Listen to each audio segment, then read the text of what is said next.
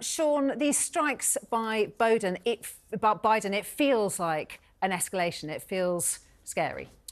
Yeah, I'm not sure it is a true escalation. Let's be quite clear. There's a hand of Iran behind all of this. They fund Hamas, they fund Hezbollah to the north, and they also fund the Houthi rebels that are causing such mischief in the Red Sea.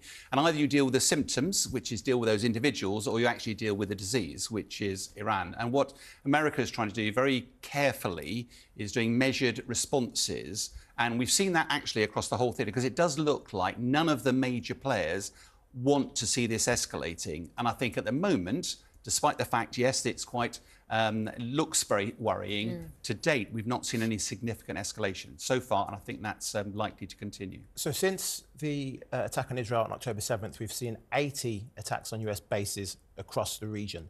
So what is so significant about this most recent one with Biden doing this now?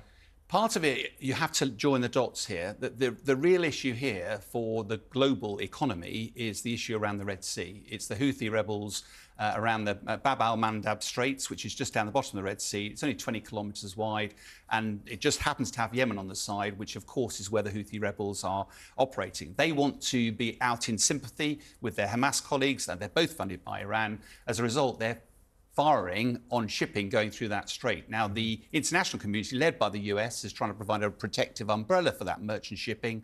But bluntly, that's simply providing defence. The best form of defence is offence, and therefore, what does the US and the coalition do? Do they attack the Houthis? That's quite difficult to do, given everything that's going on in Yemen. Or do they mount attacks against Iran, slap their wrists a bit, to try and create the environment where they can actually start to solve? And remember that 1/6 of the global trade passes through that strait, and therefore it's not a trivial challenge if the merchant shipping won't go through that strait. It's crucial to keep it open. You mentioned language there, so rather than what's going on the ground, I would like to talk about the diplomatic language. It's definitely changed from the US and various European leaders over the last few weeks. Are you expecting that change to continue throughout the next few weeks? Again, looking at that's a symptom. I think the real issue is that if you look at the international community, including the US, the biggest partners of Israel, have always expected that the end of the war would see a move to a two-state solution. That's been a fundamental assumption for the whole international community. A couple of weeks ago, as many suspicious of, but Prime Minister Netanyahu came out and said, no intention of making it a two-state solution. Yeah, as did his ambassador here. Correct. And the question then is, so what is the solution?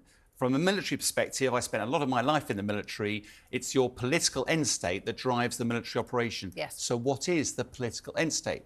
And the worry here is that actually Israel's pursuing a one-state solution, and therefore, would the international community be as supportive, particularly the US, if that was actually what they intended to do? And I think that's creating more and more friction. The UN Security Council, 5 days to try and get an agreement, because the US are now feeling less and less comfortable with providing a blank cheque to Israel to actually pursue that one-state solution. So I think what you're seeing is the symptoms of a fissure building, and that will continue to build, particularly when Biden expected the conflict to be over by Christmas. Well, actually, Netanyahu is saying we're in for a long battle. This is going to take weeks and months before it comes to an end.